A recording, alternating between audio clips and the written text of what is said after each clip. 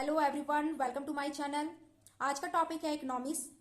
Economics का हम unit 1 पढ़ेंगे, फंडामेंटल कॉन्सेप्ट ऑफ इकोनॉमिक्स। तो आइए आज हम स्टार्ट करते हैं।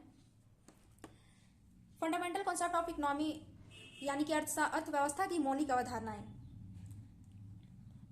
पहला पॉइंट है इकोनॉमिक्स एंड इकोनॉमी क्या है।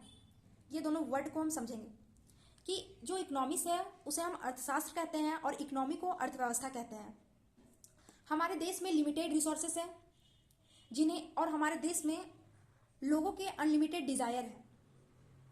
तो इस अनलिमिटेड डिजायर को पूरा करने के लिए हम क्या करते हैं, संसाधनों का प्रबंध करते हैं, यानी कि मैनेजमेंट ऑफ रिसोर्सेस। कैसे हम लिमिटेड रिसोर्सेस को मैनेज करें कि लोगों के अनलिमिटेड डिजायर को पूरा किया जा सके। एक अच्छा सा क्वेश्चन है कि अर्थशास्त्र और अर्थव्यवस्था का अध्ययन क्यों करना चाहिए। क्योंकि लिमिटेड रिसोर्स होने के कारण लोगों के लिमिटेड डिजायर को अनलिमिटेड डिजायर को पूरा करने के लिए, मतलब इसे बैलेंस करने के लिए हमें इनका अध्ययन करना चाहिए। मैनेजमेंट ऑफ रिसोर्सेस यानी संसाधनों का प्रबंध हम दो तरह से करते हैं, एक सैद्धांतिक अध्ययन से, दूसरा है व्यवहारिक अध्ययन। सैद्धांतिक अध्ययन यानी कि प्रिंसिपल बेस्ड स्टडी जिन्हें हम थ्योरिकल कॉन्सेप्ट कहते हैं, और दूसरा है एप्लीकेशन बेस्ड स्टडी जिन्हें हम प्रैक्टिकल स्टडी कहते हैं।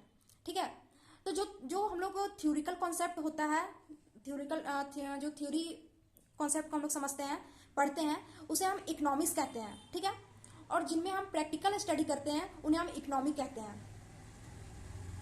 एक टर्म है इकोनॉमिक एक्टिविटी यानी कि आर्थिक क्रिया, जो धन से संबंधित क्रियाएं होती है। एक्शन रिलेटेड टू मनी यानी हमारी ऐसी एक्टिविटी जो कि मनी से रिलेटेड है, वो क्या कहलाती है, इकोनॉमिक एक्टिविटी कहलाती है। जैसे फॉर एग्जांपल हम बाहर खाना खाते हैं तो उसके लिए हमें पैसे देना पड़ता है, लोन लेते हैं। ठीक है, ये सब क्या होता है, मतलब जो दिन भर या फिर डेली लाइफ में हम किसी ना किसी इकोनॉमिक एक्टिविटी को परफॉर्म करते हैं। आर्थिक क्रियाओं का थ्योरेटिकल स्टडी की जाती है तो हम उसे अर्थशास्त्र कहते हैं यानी कि इकोनॉमिक्स कहते हैं। और जब इन्हीं आर्थिक क्रियाओं का व्यवहारिक अध्ययन यानी कि प्रैक्टिकल स्टडी किया जाता है तो हम इसे अर्थव्यवस्था यानी कि इकोनॉमिक कहते हैं। जो इकोनॉमिक है ये अपने आप में इनकम्प्लीट वर्ड है। ठीक है, इससे पहले हमें कोई वर्ड लगाना पड़ता है, जैसे कि इंडियन इकोनॉमिक, चाइना इकोनॉमिक। ठीक है, इस टाइप से। अर्थशास्त्र और अर्थव्यवस्था इन दोनों को पढ़ने का एक ही उद्देश्य है। ठीक है, वो क्या होता है, इन दोनों को पढ़ने का हमारा जो उद्देश्य होता है वो एक ही होता है, और इनके जो उद्देश्य होते हैं वो है संसाधनों का प्रबंध करना और लोग कल्याण के लिए ये किया जाता है, यानी कि मैनेजमेंट ऑफ रिसोर्सेज और management of for welfare of people. Next, किसी देश की अर्थव्यवस्था की प्रमुख समस्याएं यानी major problems of our country's economy, वो क्या होती है।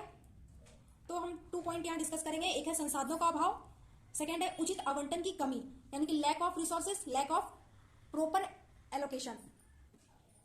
Next, Indian economy.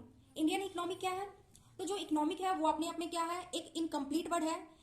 इससे पहले हमें कोई वर्ड जोड़ना पड़ता है, जैसे कि इंडियन इकोनॉमी। तो इंडियन इकोनॉमिक होता क्या है, ये भारतीय अर्थव्यवस्था, इसे हम भारतीय अर्थव्यवस्था कहते हैं।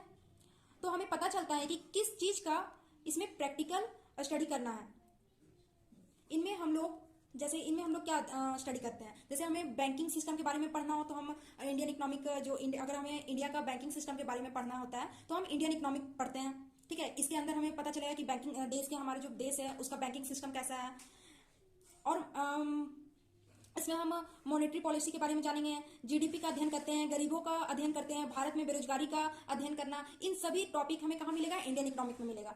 ठीक है, तो ये हो गया हमारा भारतीय अर्थव्यवस्था, जिनमें हम 2 पॉइंट को समझे कि इकोनॉमिक्स एंड इकोनॉमिक को समझे हैं, और एक इकोनॉमिक। ठीक है, ये क्या होता है इन्हें हम समझे हैं।